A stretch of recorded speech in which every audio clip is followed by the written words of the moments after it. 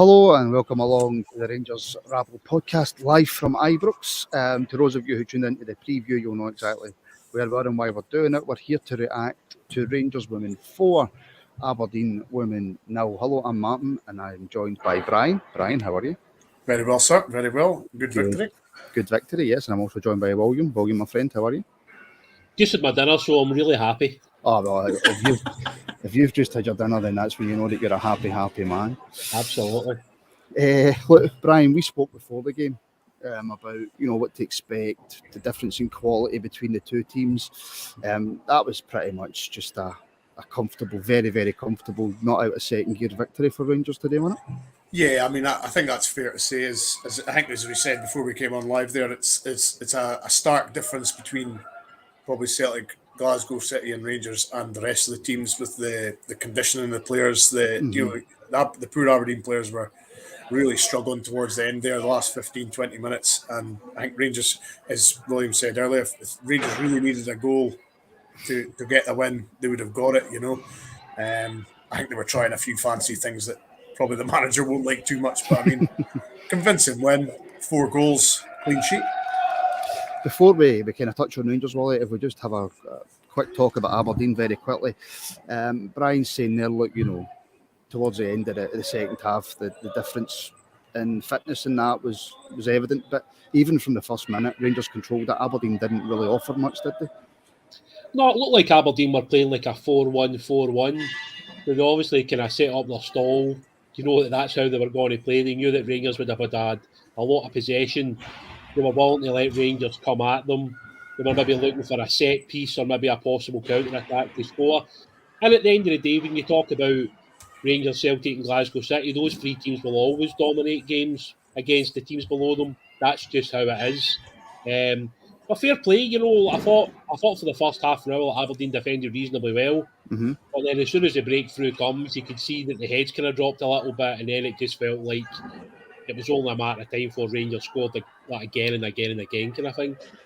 That was certainly the way it looked, Brian. I mean, for the first 10, 15, 20 minutes, there wasn't much in it. Rangers had all the control, but there wasn't really a chance to shout about, was there?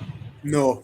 I mean, I think the first chance came was that Lizzie Arnott was a cross came in from the right, and Lizzie Arnott just put it past the post. But that took about, as you say, 15, 20 minutes to come. I thought they would. I didn't think they would suffer from nerves, but I think they clearly did. It was a big occasion for them. It's easy for us to sit here watching the game. They're not nervous. They obviously were. But no, once they got on their stride, as you say, they got the first goal, and it was plain sailing from them. The first goal, William, coming from my player of the match anyway, Demi Vance. I thought she was outstanding. Great cross into the box, and Sam Kerr kind of slides in to tap in for 3 yards. Yeah, look, I thought the actual ball-up play is really good. You've got the ball through, which is inside the fullback, which was a lovely ball. And then also you've got like your fullbacks and your wingers getting as high as they can during the game. It's a good ball across the box, and it makes it pretty simple, to be fair. The cross makes the goal. I think like any striker in the world would love that ball into the box, wouldn't they? Because it's a simple tap in. But I mean, it was what the ladies deserved, like sort of they kept pushing and pushing. But I think, as you say, like in any game of football, it's the moments of quality that count. And it's the ball inside the fullback, the cross into the box, and then the finish. It shows you how simple football is at times when you get it right. It's a lot more simpler than my hair. I think we can all agree on that. Brian, just touching on Demi Vance again, I thought, look, second half a bit quieter, but in that first half she was causing Aberdeen all sorts of problems. I mean, there was an occasion where she actually popped up in the right wing, and she managed to have she nutmegged one of the Aberdeen players, and she set up a chance there. But I mean, she was all over the place, Demi Vance. She was just absolute menace to them. I mean, she's a big, strong girl. I wouldn't fancy playing against her. I'll tell you right now. She looks some of her crosses and her passes, she really pings the ball. So she's a big, strong girl, and I wouldn't fancy playing against her.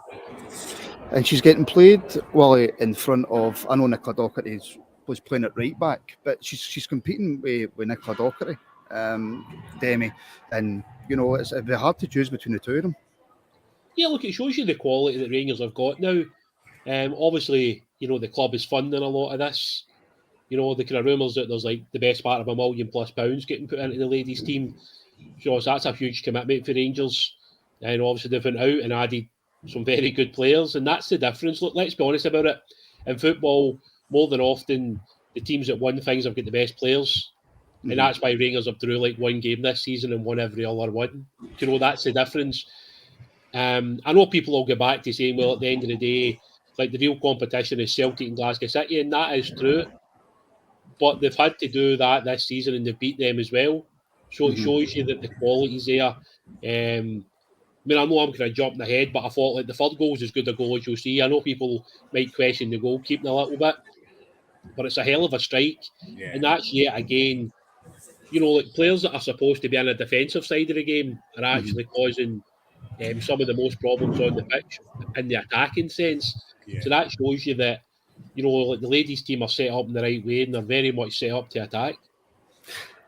Yeah, Brian, the second goal and the third goal for me, the second goal especially, it's a low shot come cross, not really any pace on it, it's not hit with any kind of ferocity, and you know, young AJ Meachin goal for Aberdeen's had a howler there, and McCoy's left with a tap in. Respect for the second goal.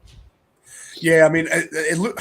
I can't make up my mind if Nick Dock's tried to sort of pass it into the far corner or just tried to pass it. It looked more like a cross to me. Aye, so yeah, the goalie should have done better and should have at least held on to it. But as any good striker does, they're there to wait for a mistake, and McCoy was right there. So I don't think 2-0 was totally undeserved in the first half. As I say, they had all the possession. They didn't make many chances, to be fair, but they took their chances when they came. Can I just say to people, if you're ever doing live reactions and you've got really bad hair, don't do them from Ibrox, because this is brutal, man. Well, you touched on the third goal. For me, I'm sitting right behind it. The goal's right there. Lovely shot for Nick Docherty, plenty of power in it. Again, though, I've got to slightly disagree. I think the goalkeeper's got to do better. Yeah, look, I mean, it looks as though there's a bit of movement on the ball. I don't know if the goalkeeper has maybe slightly misjudged it in terms of where the ball's kind of moving. She just seemed to react a little bit late, and it's been Bayer. But see, at the end of the day, I'm pretty sure she'll not really care, because that ball, no, of course not. Threat, and that's like her dream come true.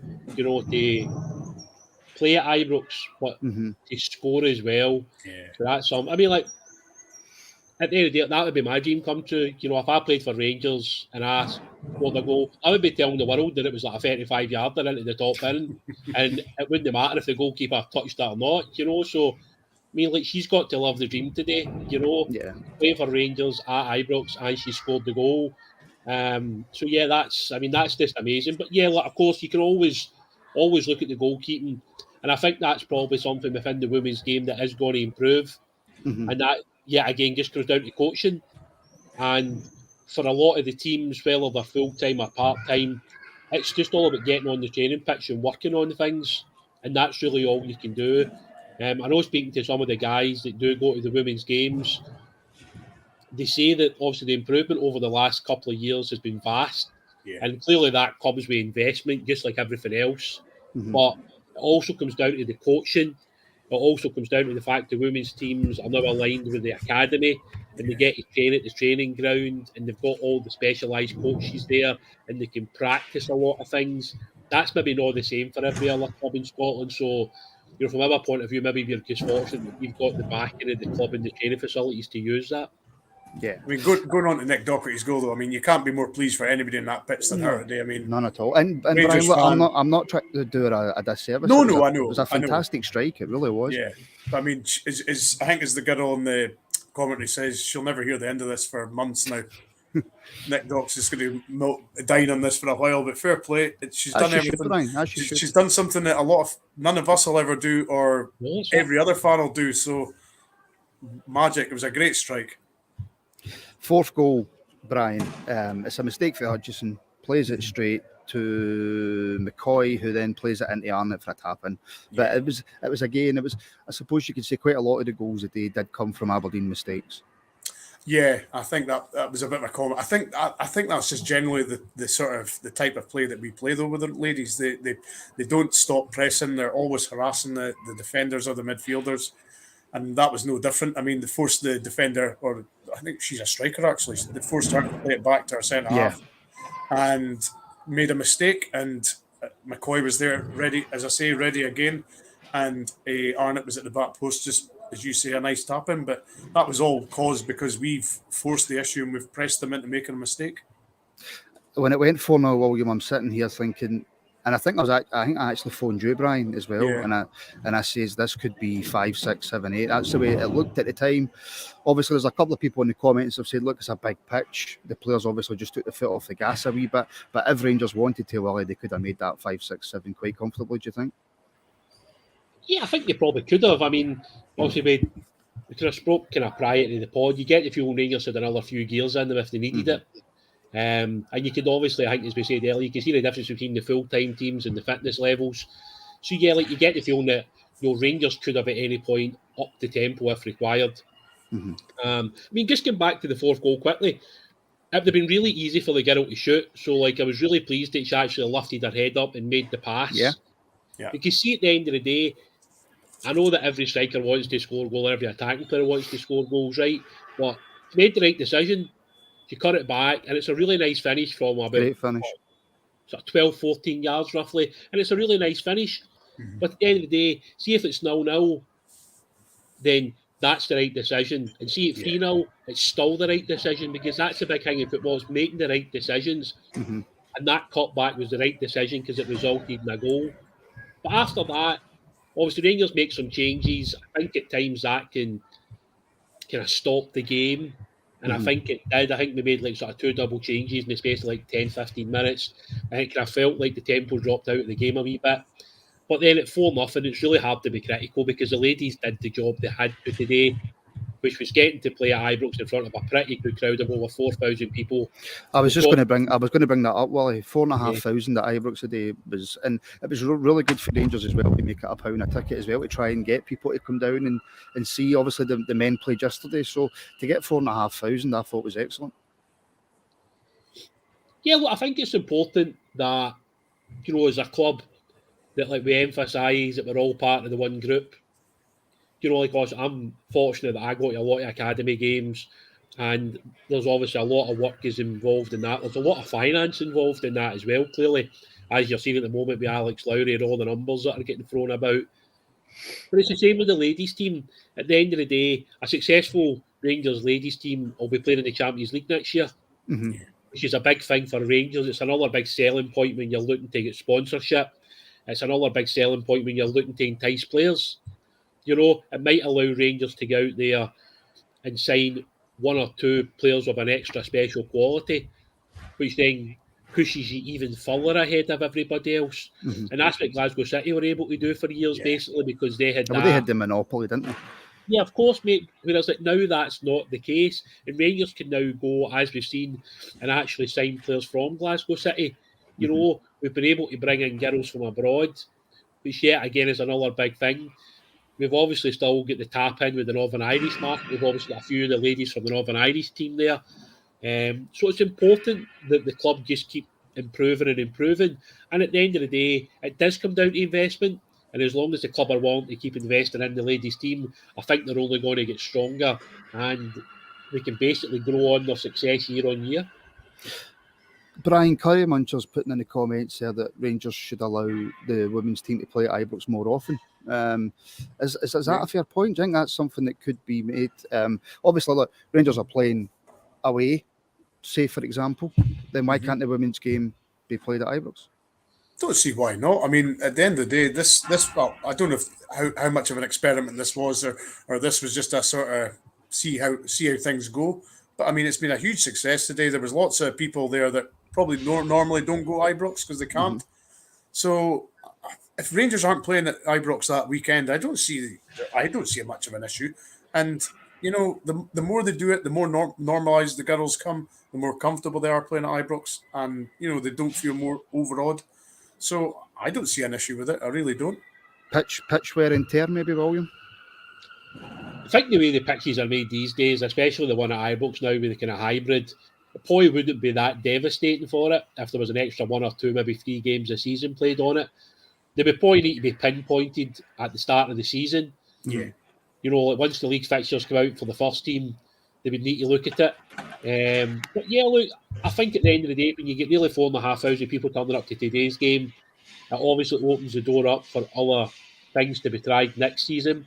And certainly, you know, if Rangers are good enough to make it into the Champions League, you would like to think that at least one of those games would be played at Ibrox, and I would imagine that would entice possibly even more people to turn up.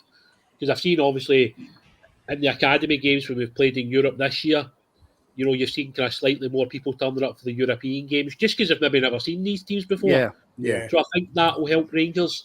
And yet again, it just helps develop Scottish football as a whole, doesn't it? If you're playing the games at Ibrox and Parkhead and Pittodrie and Hampden, that's got to be the future, isn't it? That the ladies are playing at the biggest stadiums in the country. Wait, listen, we could talk about this all night, but I'm the only person left inside Ibrox, so I better make this pretty sharp before we finish. Brian, great result today, and that's one massive, giant step towards the league title. It is, as I said in the preview, Aberdeen today, Motherwell next week. Win that, and it's all set up for the last two games: Glasgow City at home and then Celtic away. It's winners take all against Glasgow City, basically. If as long as we beat Motherwell next week, that's the carrot at the end of the day. If they want to win the league, they've got to beat the best team. So it's all set up for a nice finish to the end of the season. A nice finish to the end of the season. Well, an exciting finish in the women's game for a change, I suppose. Yeah, it's good because, as you said, for a long time, Glasgow City have basically had the monopoly of the league, haven't they? So it's great. You know, obviously, from a selfish point of view, you want Rangers to be successful at every level. So it would be great if the ladies could go over the line and win the title, because yet again, it's something for the trophy room, isn't it? You know, it's another trophy that would be in there that's never been there before. Yeah. So it would be great for the club as a whole, and I'm sure there would be a big celebration because a lot of work's going into putting this ladies' team in place. Aye, absolutely. Yeah. Listen, guys, that will do us there. That's just going on 6:30, and I'm a wee bit feared somebody's going to come in and grab me by the throat and tell me to get out of Ibrox. So we better go. Listen, this has been a wee experiment today. This has been something different for the Rabble. This is something that we hope to take forward. William will tell you, we're trying everything we can to do different things to innovate the pod and to keep the pod moving forward. So if you have enjoyed it, please give us a like on YouTube and subscribe as well. And do you know what's even in this video for people? I know that not thousands and thousands of people will watch this, but see, for those who do watch it, tell us if you like it. Tell us other things you would like to see. If a women's show is something that you want, please do let us know. But we'll be back, William, on Tuesday. Is it Tuesday we're back? Tuesday we're back for the midweek pod. We'll obviously preview Leipzig. We'll be back on Thursday night with a pre-match build-up. Back with reaction. Hundreds of content coming your way. I'm just having a wee last look at the comments.